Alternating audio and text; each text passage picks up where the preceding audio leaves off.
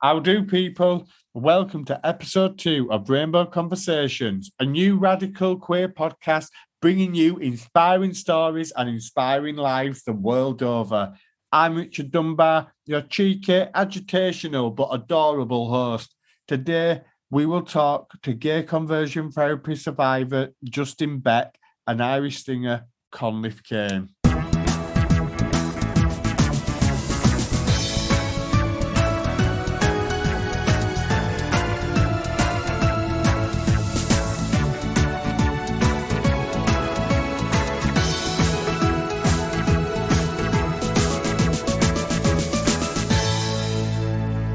Right, hello everybody. Welcome to this latest episode of Rainbow Conversations with me, Richard Dunbar.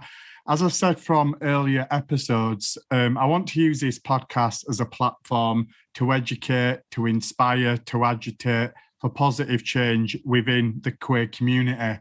And one of the biggest issues I think facing our community in the UK at the moment is very much around banning conversion therapy. Now, I'll just tell you a little bit about that.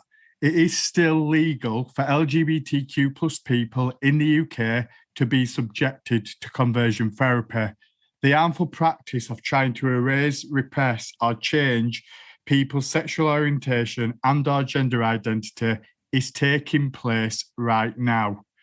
We know that 7% of LGBTQ plus people have been offered or undergone conversion therapy. People are targeted in medical, psychiatric, psychological, religious and cultural settings. These places are where everyone should be safe. But obviously, when practice like this is occurring, they quite clearly are not. The government continues to delay a ban. Every day that conversion therapy is legal is another day that LGBTQ plus people are at the risk of this clear-cut abuse. Now, without further ado, I'm going to introduce a very special guest, somebody who I met about a year ago virtually, and somebody who, to be honest with you, is an absolute inspiration. I'm going to welcome now Justin Beck, a survivor of conversion therapy, who will speak about his experiences. Justin, welcome to Rainbow Conversations. Thanks very much for having me. No problem. So if you'd just like to give a bit of an intro to yourself, then just tell us about your experiences with conversion therapy, please. Yeah, no problem. So hi everyone. My name is Justin Beck. I am a primary school teacher in Glasgow, and I am a survivor of conversion therapy. Like Richard said, conversion therapy can take place in a range of settings, whether that be psychological, medical, counselling services, or in religious and faith settings. For me personally, my conversion therapy took place in a religious and faith setting. So to give you a bit of background to my upbringing, I was born and raised in a born-again Christian evangelical household. Church and developing a relationship with God and a personal relationship with God and Christianity was a major part of my upbringing. To put that into context, we would have things like Bible study, discovery group, where you take a book of the Bible and really dig deep into what that means for your life as a Christian and for your life in missionary work and spreading the word of Jesus. All of our social events were centered around the church. So we'd have youth fellowship on a Friday and teen club on a Monday, and then your Sunday services on a Sunday. And then in between your morning and evening service, you would socialize with other Christian families. So Christianity and my personal relationship with God very much framed my early childhood. And then when I hit 13, I realised I was attracted to other boys. It then made sense for me to go to the Bible to kind of see what God would make of those feelings that I was having. I think one of the most famous passages is in Leviticus, where it says, "A man shall not lie with a man the way that he lies with a woman." So again, that sent a very clear sign that homosexuality, same-sex attraction wasn't accepted. I then left my family church at 17 and went to a Pentecostal church in a neighbouring town. For anyone listening, you might associate Pentecostal churches with the Bible Belt of America, where you see lots of people holding their hands up and shaking and falling down and speaking a funny language. And a common misconception is that that's just where Pentecostal churches are, that they're in the Bible Belt of America, whereas they're absolutely rife within the UK. So I joined this Pentecostal church at 17, very anxious and scared of these feelings that I was having, and my upbringing had taught me that you had to do something about it. So from the ages of 17 to 23, I was going through conversion therapy in this Pentecostal church, trying to pray the gay away and everything, trying to stop myself from being gay. What did that look like for those 6 years? Mainly exorcisms and prayer ministry, being anointed with holy oil, and that was very much the pattern for 6 years. An exorcism is a very emotionally traumatizing experience where, like, there's a verse in the Bible that talks about demons residing in your belly. So an exorcism is basically they're trying to cast a demon out of you. So there's this verse in the Bible that talks about demons residing in the belly. So an exorcism, there's lots of people in leadership positions within the church, shouting, screaming in tongues, laying their hands on your stomach, laying their hands on you. At 17, 18, 19, I was crying and screaming as well because I didn't want to be gay.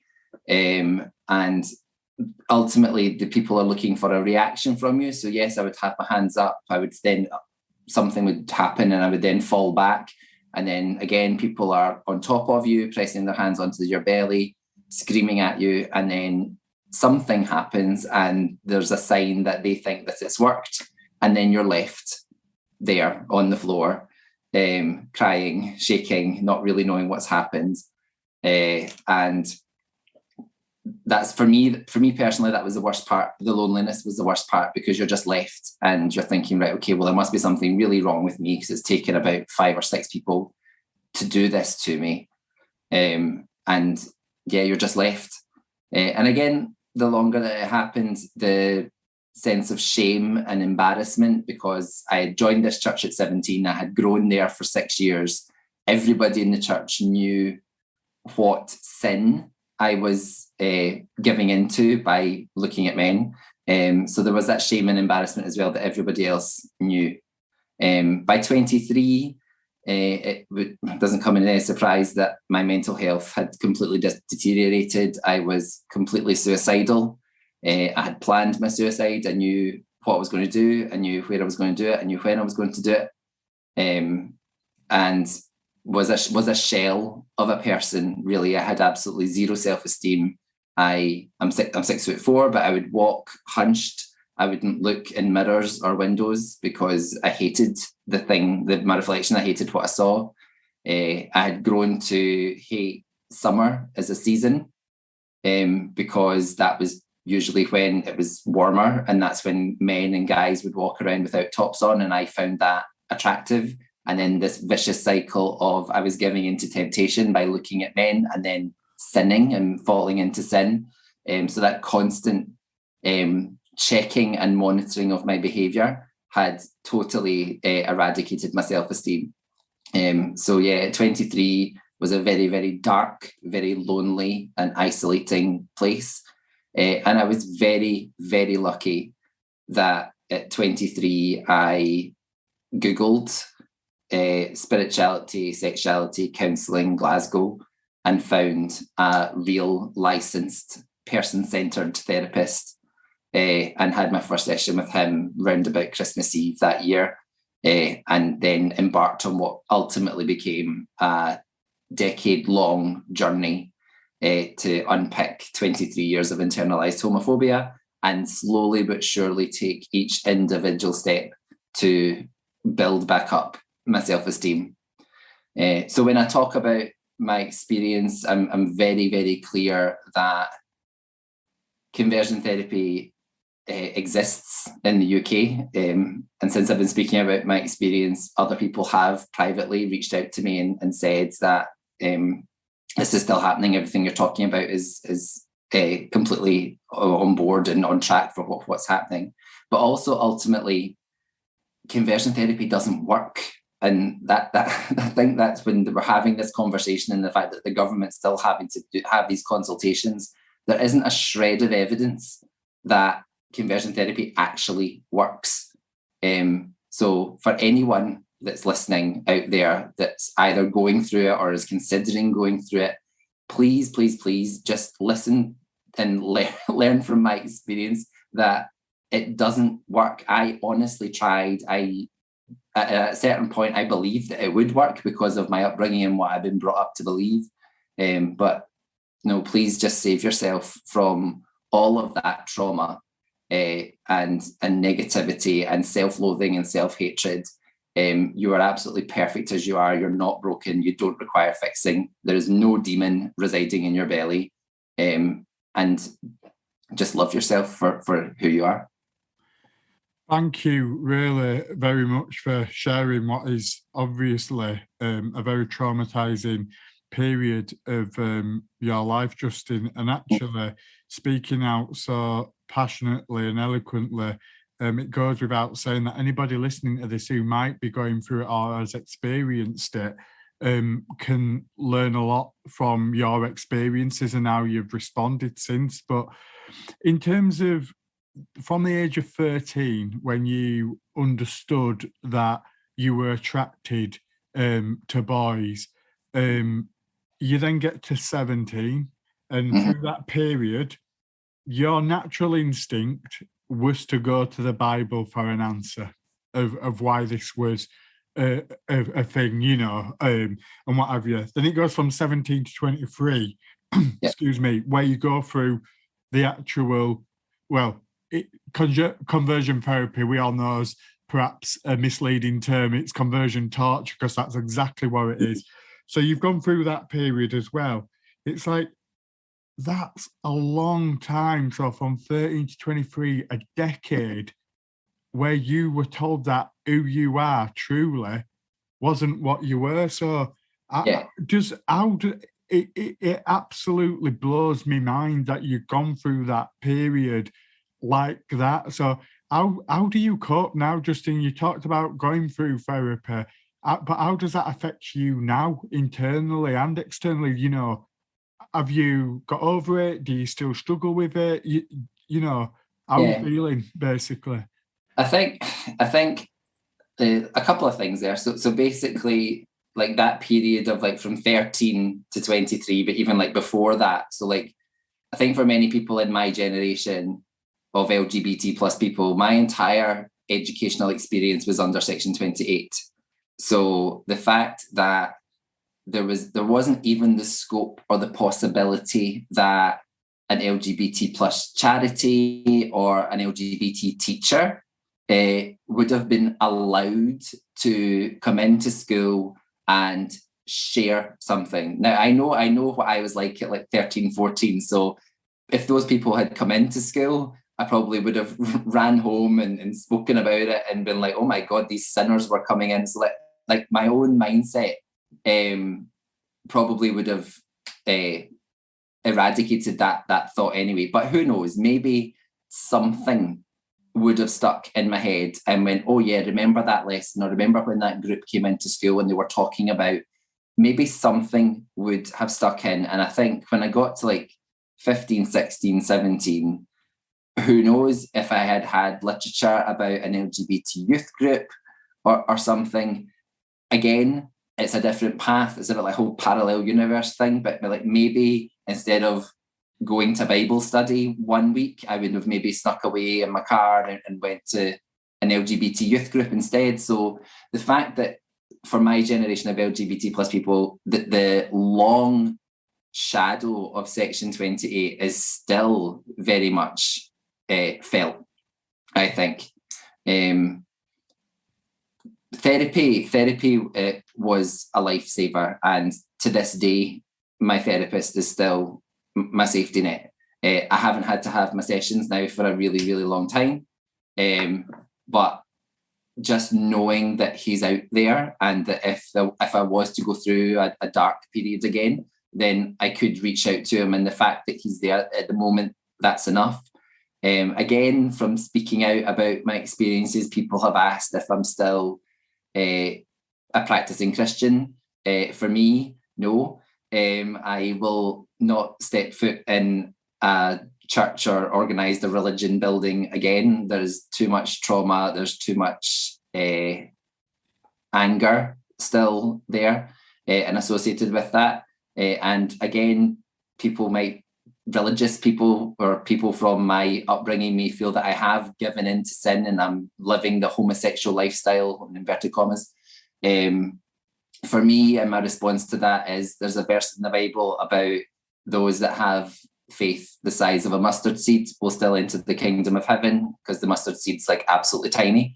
And for me, at the moment, having mustard seed size faith is enough. And probably will be enough for the rest of my life. So yeah, I think it's important to know that, and it's important to say that not all Christians are homophobic, that there are LGBT affirming churches, there are LGBT Christians, so that option is available to you. If you want to be LGBT plus and Christian or practice a faith, you can. And we're seeing that in all this national conversation that we're having around conversion therapy, the fact that we're having the Methodist section of Christianity at their AGM talking about the impact that conversion therapy is having, and that they're not going to be practicing that in their churches. That's a massive step forward, and I wouldn't have never thought that I would have seen that in my lifetime. So the fact that we're having this national conversation, and that churches and organised religion denominations are starting to reflect and go, wait a minute, what impact have we historically had on the LGBT plus community? I will wait with bated breath to see if Pentecostals and evangelicals will have that same conversation. But seeing the Evangelical Alliance trying to have their loophole of prayer and pastoral support basically being rubber stamped by Boris Johnson tells me pretty much everything that I need to know about that evangelical Pentecostal sector of Christianity. Yeah, I think that's a really interesting insight for people who particularly might not know about the links between conversion therapy and different religious denominations. But you mentioned a very prominent person in the country by the name of Boris Johnson just then. And actually, I'll try and not swear, although I won't be able to guarantee that in the the passage of this podcast, is that you mentioned Section 28, which was implemented under Margaret Thatcher's government. At the time was viewed as perhaps the most right-wing government this country had ever seen. Now, fast forward it, 30 years or so, and we've now got a government who, if you look at most of the cabinet's voting records on LGBTQ plus issues, is arguably even more right-wing than Thatcher's government. Now, they, in one fell swoop, if they wanted to, could change the law overnight. They could ban conversion therapy. Legislatively, it's not a difficult thing to do. So why do you think, and this is $1 million question, but I think, why do you think the government of today, headed up by Boris Johnson, who has the power overnight to change this law and stop any denomination of religion or psychological sect or grouping who's practicing conversion therapy, why is this government not doing anything about it? Like you said, that is like the $1 million question. I think ultimately it's the religious aspect of it. And I think it then opens up that conversation around freedom of religion, freedom of speech, all of that. And again, I kind of get annoyed when people talk about freedom of religion. So basically saying, if you ban conversion therapy, you are taking away my freedom to religion. I vehemently disagree with that that line or that narrative. Your right to religion covers the fact that you can attend a place of worship and that you can worship and celebrate your religion. Your right or your freedom of religion means that you can wear a hijab or a yarmulke into your workplace and not be discriminated against that. Your right to your freedom of religion means that you can have holidays and annual leave from work for you to celebrate religious festivals, celebrate Ramadan, or that your workplace has to provide a place for you to go and pray if your prayer is part of your religion throughout your day. These are all the sorts of things that your freedom of religion covers. So your freedom of religion is not a license to discriminate. And I think any time freedom or right of religion is brought up in this conversation, it's being used in order to try and justify and give yourself a license to discriminate against LGBT plus people. Yeah. Sorry, go on. No, it's right. It's fine. You go. I just think that argument around religious freedom, etc. It's like people, like you say, are giving license to discrimination. They're like using religion behind which to hide their deep-rooted prejudices. And actually, when you were talking about freedom, people need to think about the responsibility that comes with freedom. It doesn't give you license to be prejudicial. It doesn't give you license to be homophobic, or it shouldn't do. I think people just need to get that in their heads a little bit more. And if people now going forward, Justin, because like you rightly said, there is a national conversation going on. More people are speaking up. More people like yourselves are sharing the stories. What can an individual do who might not know much about conversion therapy now do? After listening to this podcast, after listening to your story, what can individuals do, and what can we do to put more pressure on the government to get change? There's lots. You could speak to LGBT plus people in your life that you know, whether that be colleagues, friends, family, and see what their perspective has been on it. Like, were they ever offered it? Like, have they ever tried it, or whatever? Like, what's their experience or their knowledge base on conversion therapy? They can absolutely, once they then educate themselves around what it is and what harm conversion therapy causes the people that have went through it, you can then be part of that conversation. You can contact your MP, talking around how horrified you are that you actually think. Again, that's been my most common response since speaking out. Every time I have spoke out about it, people have come up to me and went, or even posted comments on social media and went, I had no idea that this was still a thing in the UK. That's been the most common response I've ever received. And it's then angered people. And it's exactly what your podcast is trying to do, Rich. It's trying to agitate. It's agitated them. They've went, oh my goodness, I didn't think that this was still a thing. And it's angered them enough to contact their MP. So I think if there's enough people, or high enough percentage of the population that's contacting their MPs, saying how angry they are about it, then the responsibility then lies on the MPs and the government to actually do something about it, because the population is saying that they don't feel that that's part of being part of a civilized society. Yeah.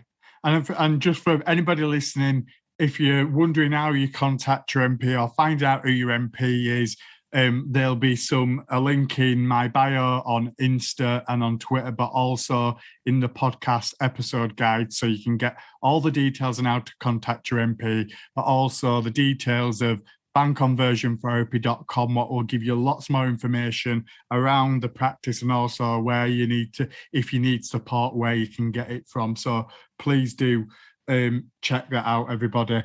Before we sort of move on, Justin, is there anything else you want to say about conversion therapy? Just the long-term damage, I think, is is very important to talk about. So I like I said earlier, I was very, very lucky that I saw person-centered therapy in time. But I'm one of the lucky ones. And since I've been speaking out about this and I've been doing my own research, it highlights to me just how lucky I was, because the suicidality rate for people that have went through this is ridiculously high. To this day, I still, and at certain times, struggle with my self-esteem. I still live with anxiety and panic attacks, flashbacks. These things are still very much part of my life. I'm lucky that I have a very strong support system, and I've got my strategies that I've learned in therapy to be able to deal with this and to progress in my life and in my career and live a normal, happy life.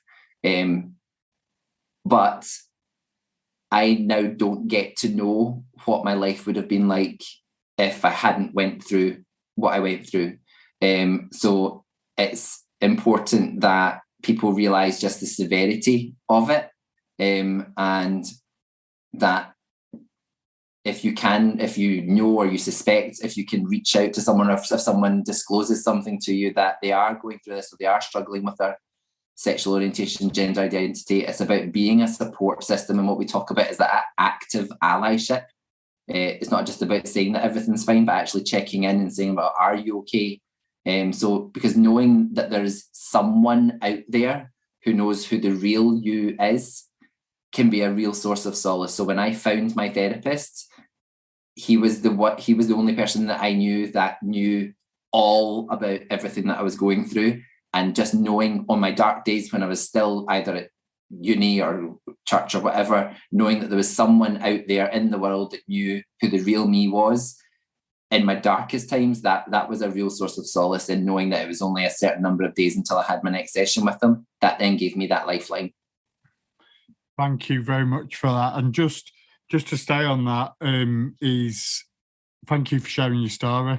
I do believe that people sharing their stories is one of the single most powerful things in getting change in the world. And actually, by you doing that, Justin, you will have helped people by sharing your story.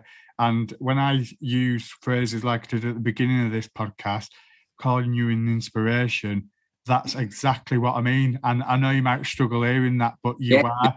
I can tell. But you know, you need to think about that, and because you are, and you're thinking beyond yourself, which, despite everything you've gone through, makes you an inspiration and makes you such an amazing person. And I feel very privileged to have had this virtual space to sort of talk with you and listen about your journey. And sort of going on to other things relating to your life. I want to talk a little bit about who Justin Beck is outside of the activist, the campaigner. And you said at the beginning of your intro that you're a primary school teacher. So tell us, how did you get into that? What do you think about it? You know, I bet it's an amazing experience seeing all those young voices and, you know, guiding them in life. So tell us a bit more about that. Yeah. In a weird way, it was kind of a bit of a lifeline as well. So in Scotland, when you're in secondary school, you have a work experience placement. So for me, I went back to the primary school that I attended as a child and ended up working in the nursery for my work experience. And then I left high school at 17 and then trained as a nursery nurse, early years worker. And then during my placements, I then went back to that school and did work experience that wasn't as part of my secondary education. And so then for example, like Tuesdays, Wednesdays for a year, I would then go to the school that I attended as a child and help out and work in the nursery. Again, relating back to where my headspace was at that age. So I was very much zero self-esteem, and my mental health had really, really spiraled. So I always say that the children that were in that nursery helped to keep me alive, because I knew that on a Tuesday and a Wednesday, I would be going there and I wouldn't be judged, because children don't judge, and children just accepted me for the way that I was, stick thin, basically anorexic, really, really no self-esteem. And again, the staff that worked in the nursery as well could probably really recognise where I was. and really supported me and helped build me in the very, very baby steps in my career in education. I then applied to get into university, and then got into university, had my 4-year undergrad degree at Strathclyde, then Jordan Hill campus. And again, just slowly but surely through my placements, building myself up. But again, at that time, when you would go out on placements, I would be closeted. I would stay and I wouldn't tell anybody anything about my life. And I think, again, for people in the LGBT community, being that hyper aware and hypersensitive of your environment and who you're talking to, and if you talk to that person, do they know someone, and then would it then get back? At that point, I thought if I came out, my career was going to be over and I wouldn't even get to graduate as a teacher. So yeah, all of that, and then having that layer on top of everything that I was going through at the time in church and faith. So yeah, I think I absolutely love my job. I love working with children. I think it's absolutely fundamental that children see their lives represented, whether that be in literature, in TV, in film. The fact that they can look at a character or look at a scenario and go, do you know what, that's me, I relate to that. I feel that that's so important because I never had that. So I think it's really important that if children's family structures, if they come from an LGBT family, if they've got an uncle or an aunt that's LGBT, that there's something that they can look at and go, oh yeah, that reminds me of so-and-so. Or if they can't, if they don't have that family set up, but then we are showcasing children, or we're showing children how wide and broad and diverse our current society is. And that being across all aspects of equalities, so race, disability, LGBT, ageism, I think it's all incredibly, incredibly important. Yeah, absolutely. And I think in terms of that representation is so important because not everybody practices or thinks like that. So for you to say that as a primary school teacher is again another inspiring feature about you. So, but in terms of being a teacher, because primary school teachers are absolute masters in my view, absolutely in admiration in terms of the amount of subjects, the amount of knowledge you're imparting. But is there one like particular subject or activity you really love doing with your pupils? I think I just really, I like, well, because of my early years background, I'm all about play and early childhood and the power of play.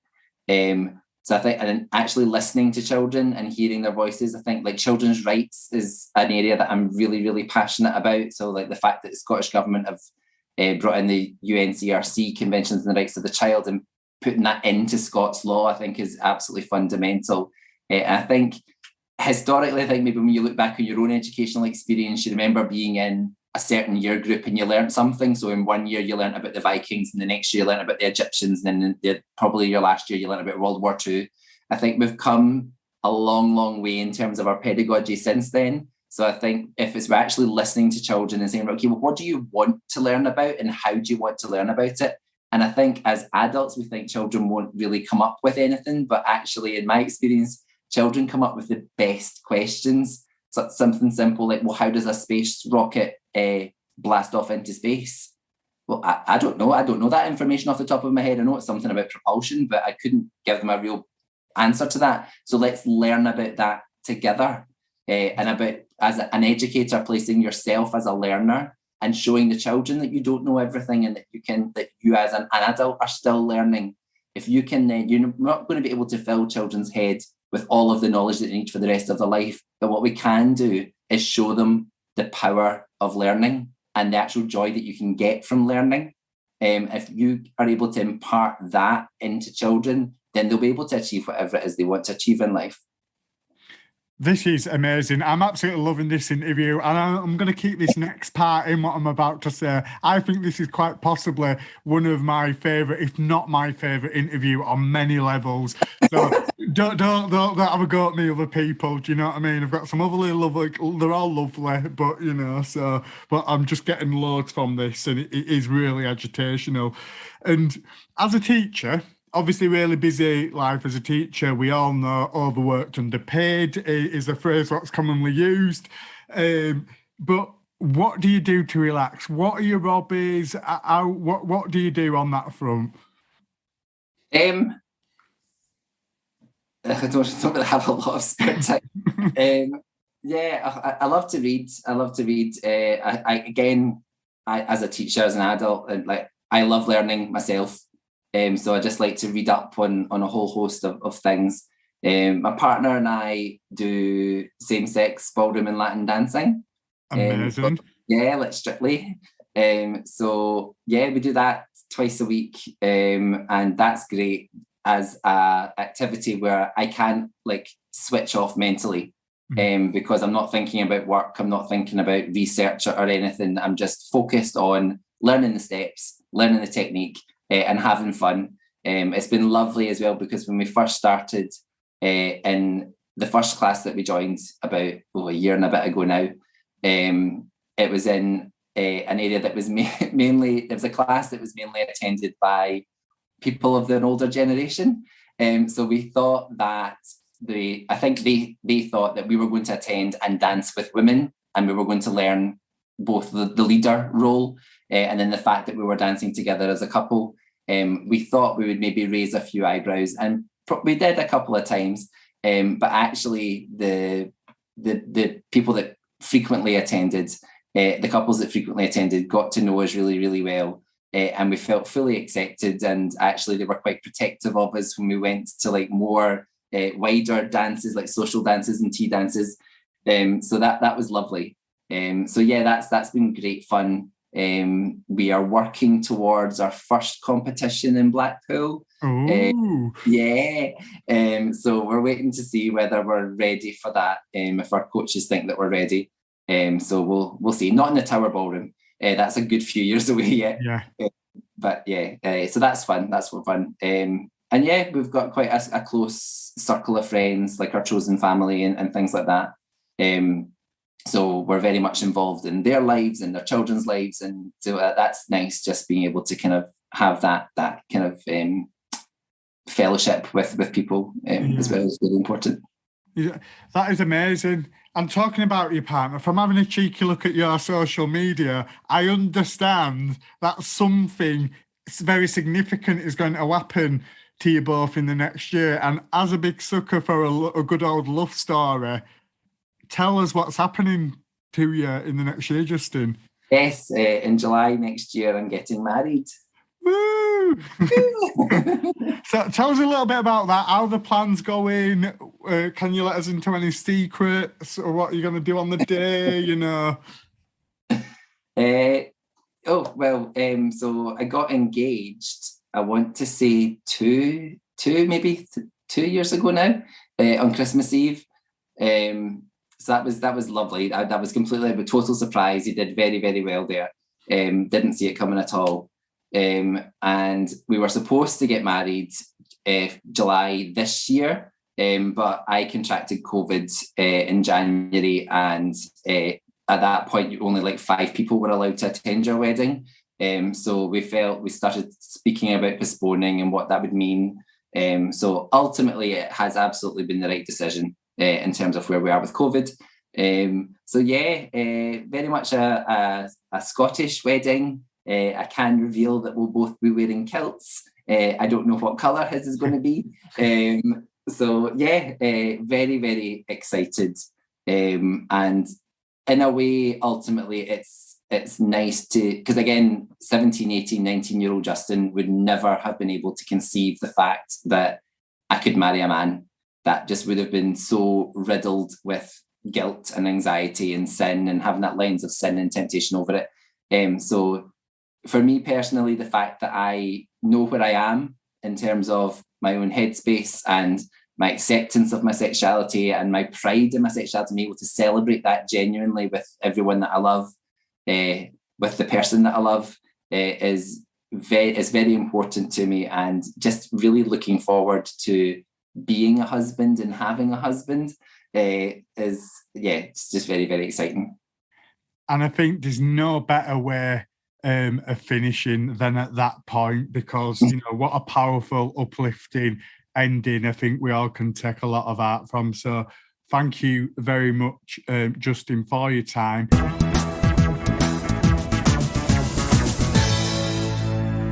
It is completely abhorrent that conversion therapy for LGBTQ plus people is still legal in the UK. As Justin said in his contribution, there is not a shred of evidence to prove it works. And the reality is that this cruel practice is not therapy, but should be more appropriately be called torture, because that's exactly what it is. You might be thinking, sitting there listening to this, about what you can do practically to help. The call to action here is simple. The UK government has published detailed proposals to ban conversion therapy and also released a consultation exercise seeking the views of the general public, which will end on the 10th of December 2021. We need to make sure that the ban protects every LGBTQ plus person from abuse. There can be absolutely no exemptions on this. You can give your views by supporting the ban by clicking on the link in the episode bio before December the 10th, 2021. A massive amount of respect to the ban conversion therapy team and also to Gallup, who have opened up a conversion therapy helpline. Also, the details for that are in the episode bio.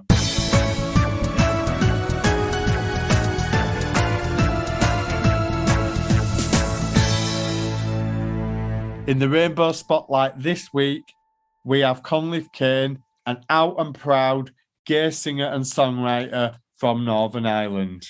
Well, I started writing songs back in 2015, and I've always had a huge interest in music from a very, very early age. My next door neighbor, who used to live next door to my grandmother's, used to babysit me, and they said the earliest memory they have of me is grabbing the phone. I was 2 years old and singing Stevie Wonder, I Just Called to Say I Love You. And I used to just have it on loop and sing it until I had no voice left.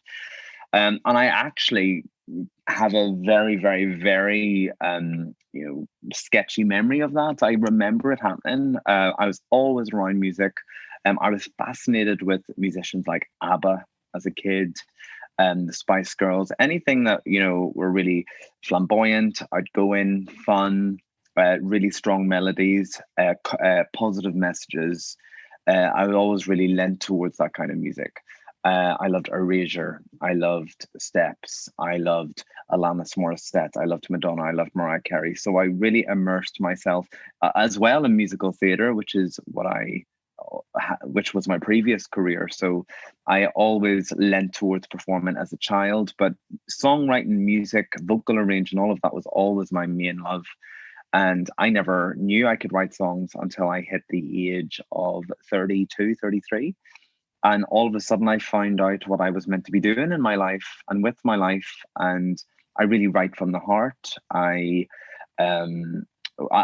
always find that I write a song when I am at the end of my emotional tether. I can't go any further. I can't speak about it anymore. So a song comes out. And I think that's why a lot of my songs are very emotionally led. The Grass is Greener, Proud, What I Wouldn't Give. All those songs are just, a lot of them come from heartache and real pain. And but also songs like Proud are, even though it came from a place of frustration, it's very much a celebratory song, and it's the song that is putting me on the map, shall we say? I don't want that to sound arrogant, but people reach out to me from all over the world when they hear Proud, and it helps them come out. And I suppose what that has done, it has shone a bit of a light on me as a queer artist. When I log into my Spotify for artists and my Apple Music, I can see which songs perform best in which parts of the world. And Proud is just, listened to in countries like Israel, Russia, China, America, Australia. And it's really lovely because, you know, a lot of those countries, you know, there will be a lot of gay people who will be afraid to come out. And when I look at the statistics, when I look at those countries and who's, you know, the numbers of the people that are listening to my song, I often think to myself, I wonder if it's helping them in any way. And that's really comforting as a songwriter. The last 18 months with COVID and everything related to that has been unquestionably challenging for everybody across the world, actually. But one thing I noticed about you throughout the pandemic is how vocal you were about COVID's impacts, not only on you as an individual artist, but on your industry as a whole. So would you just like to say a little bit about that and your views and where things went wrong and what you think should have happened? Well, I personally suffer from claustrophobia. I live in quite a, you know, small apartment here in London. The thought of losing all of my social contact as a gay man in London, because my friends are my family, and to lose all of my work, all of my income, all of my, you know, there's three things I live for in London: my friends, my yoga, and my performing. And I lost everything. I know that sounds really materialistic. Oh, you know, oh, you lost your work and you lost your yoga. But, you know, I've struggled with mental health for quite a proportion of my adult life. And yoga is the only thing that has really helped me mellow out. And I go 3 or 4 times a week. I have to do it to keep my mental health in check, in balance. So that went.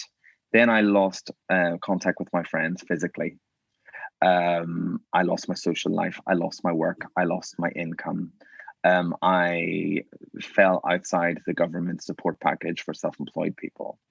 I watched my professional calendar go up in smoke, you know, and then, you know, I had glimpses of it coming back together again. And then all of a sudden it would be pulled, the rug would be pulled from underneath me within, you know, days, and I've lost everything again. So I went on a real roller coaster of, you know, really watching everything I'd worked for in my life kind of just go up in smoke. I lost friends to mental health issues. I lost 4 people last year, 4. And it's only really now am I kind of looking back on it and understanding the impact it's had on me. And I was really, I was as careful as I could back at the pandemic because, of course, you know, our priority was to protect society and champion our NHS workers and our frontline doctors and nurses and everyone who had to help us to really navigate through the mess that was COVID.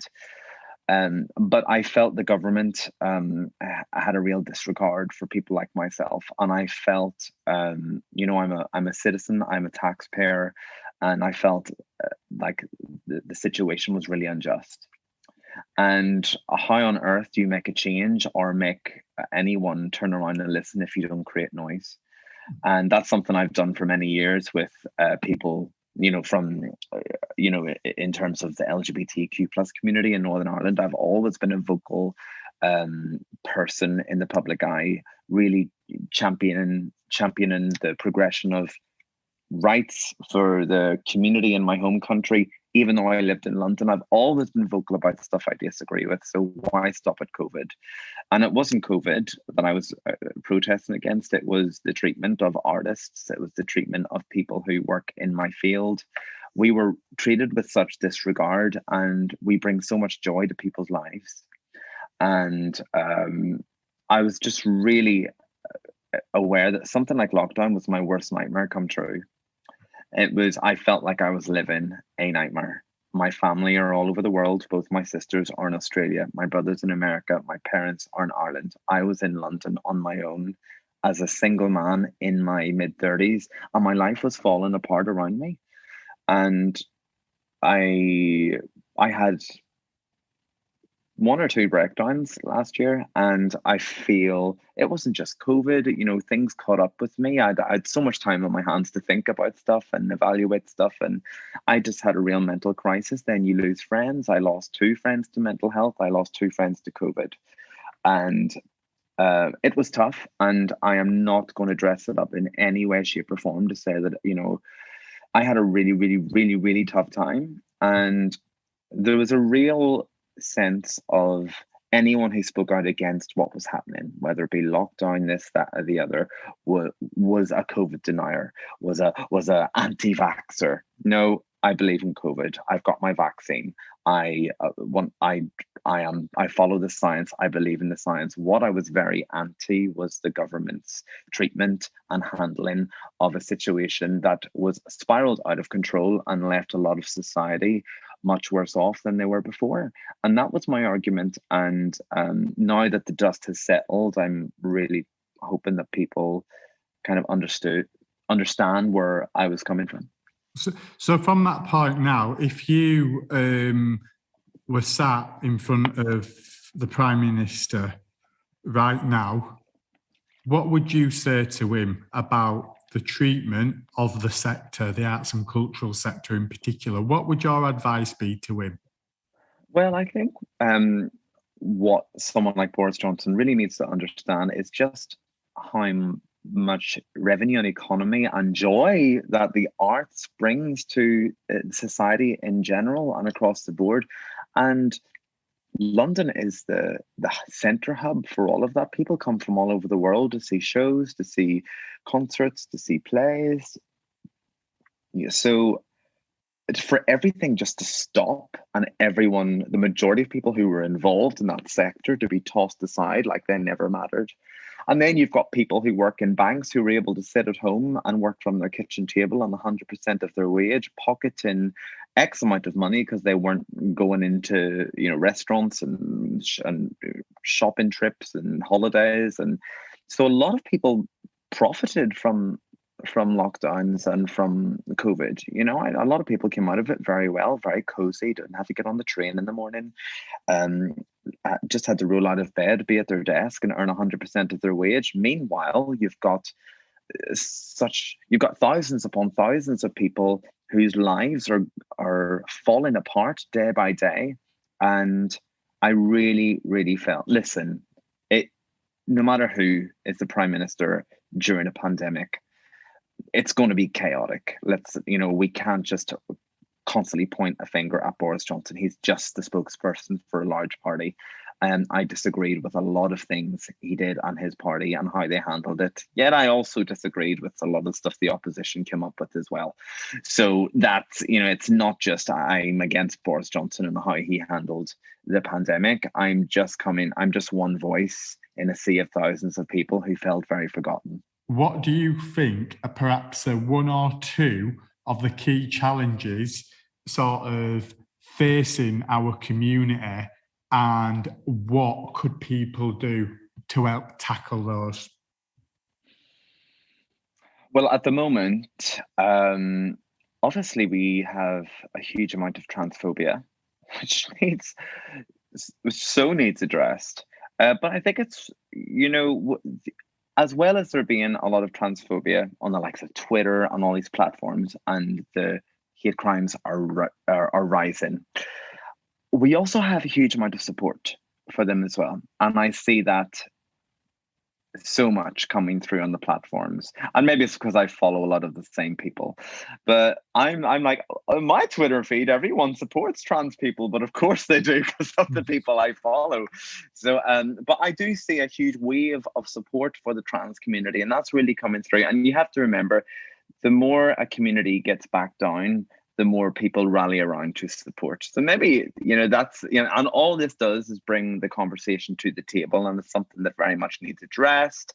And I'm really hoping that in a decade or two, the trans community feel as comfortable as we, the gay community, do. It's very much coming into a conversation. I see it a lot more in the mainstream media, which is positive. Even if it's not a positive story, it's being spoken about and people are asking questions. The younger generation are becoming more aware.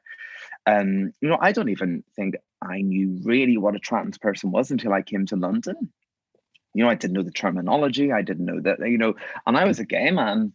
I didn't have the education, I didn't have the resources. And I think that's something that the younger generation very much have access to these days, which I think will ultimately help solve the problem and dilute the problem. It's just going to take a bit of time. One other thing, I experienced a few years ago. I don't want to say where I was or who I was with, but I was in a professional setting, and there was a very influential person in the music industry who directed me in the direction of quite a senior person in the music industry who looks after other massive artists, huge artists.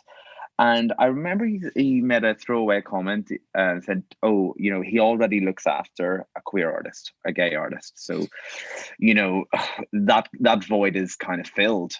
I remember thinking, I'm nothing like that artist. Like, my music couldn't be more different. My styling couldn't be more different. I'm a completely different artist. If anything, I'm more like the straight artists that person represents. But because there was a well-established queer artists on the books, it really slimmed my chances of even getting looked at because I was another gay artist. And I immediately felt like there was a huge door slammed in my face even before I submitted my music. But that, for me, listen, I'm an independent artist. I'm a proud independent artist. I have 100% control over my work and what I do and where it goes. And of course, listen, if a huge label came in and wrote me a fat check and was like, "We want to take you here," of course I'm going to, sit down and have that discussion. But I'm very proud of what I have managed to do as an independent gay artist and kind of try and navigate my way through that kind of discrimination, because it is there in the music industry, and it is hard especially when you've got a song like Proud. All of a sudden you feel like you have the spotlight on you, or you're a gay artist, and because I've got that song that pigeonholes me. I'm so much more than just a gay artist. Mm-hmm. And I feel the music industry is very much improving. It's so wonderful to see queer artists climb the ladder, but it's taken a long time. And let's not forget, the three biggest selling British artists, apart from the Beatles, are George Michael, Elton John, and Freddie Mercury, three gay men.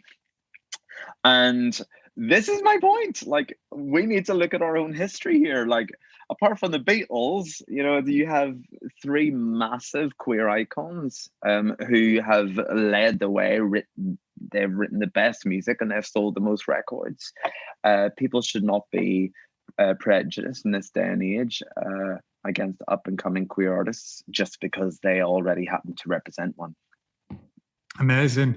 This is amazing. It's like, I don't think I want to edit any of this, to be honest with you. It's quality stuff. I love it. I'm loving it. So we'll just edit my dulcet tones out of it. You've got the far better accent here. So I wouldn't say that. No, I love the Bradford accent.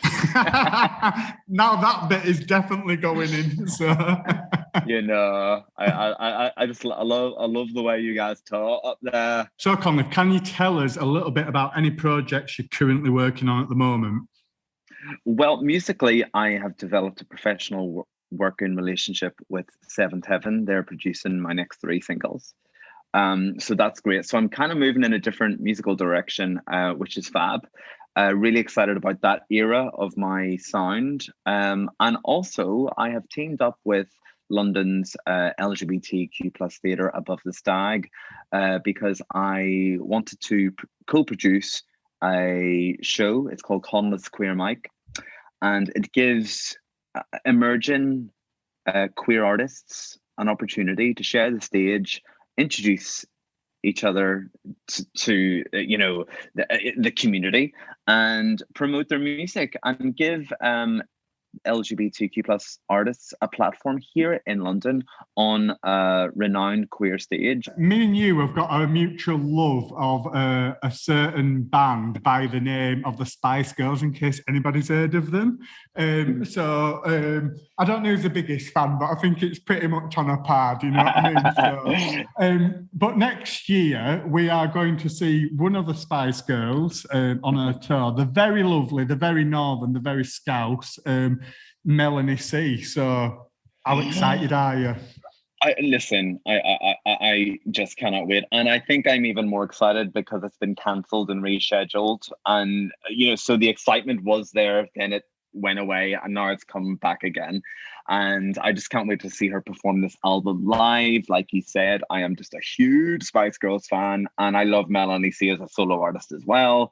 And a few years ago, I did a Celtic kind of acoustic cover of her song, I Turn to You. And it did really well on YouTube, and it got a really positive response from the Spice fans, which really got me thinking. Actually, Seventh Heaven came to me and were like, why don't we have just seen your I Turn to You on YouTube. Why don't we do this and make it remake the dance track? And initially I was terrified because I was very much up for doing a cover of her song and putting my own flavor on it, but to kind of remake the dance hit, which was so loved and respected and back in the day, and still to this day, it's such a celebrated dance track.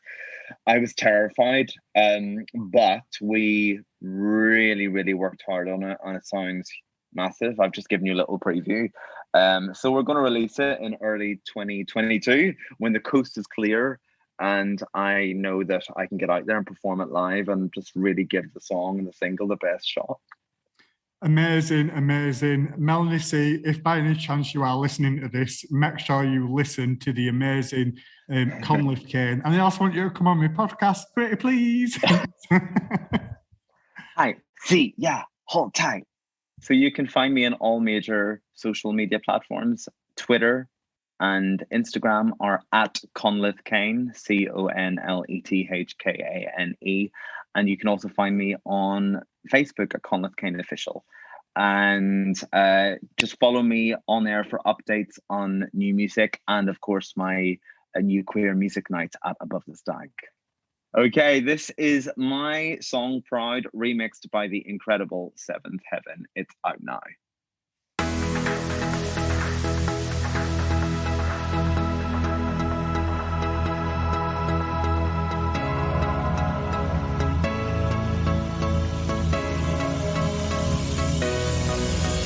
I am proud of who I am. I am proud of what I see. When I look in the mirror, I see me. I am proud of what I say. I am proud of being me. 'Cause when I look in the mirror, I feel free.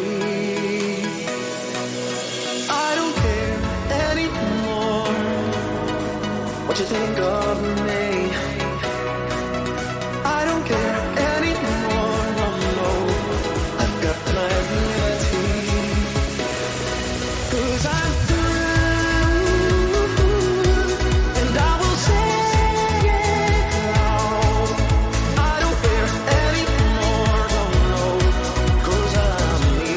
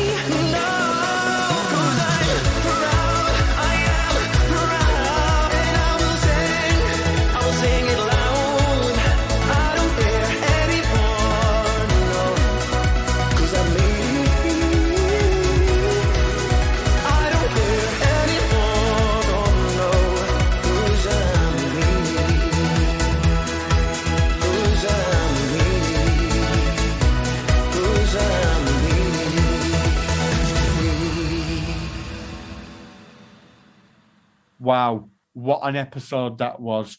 Plenty of food for thought, as I'm sure you will agree.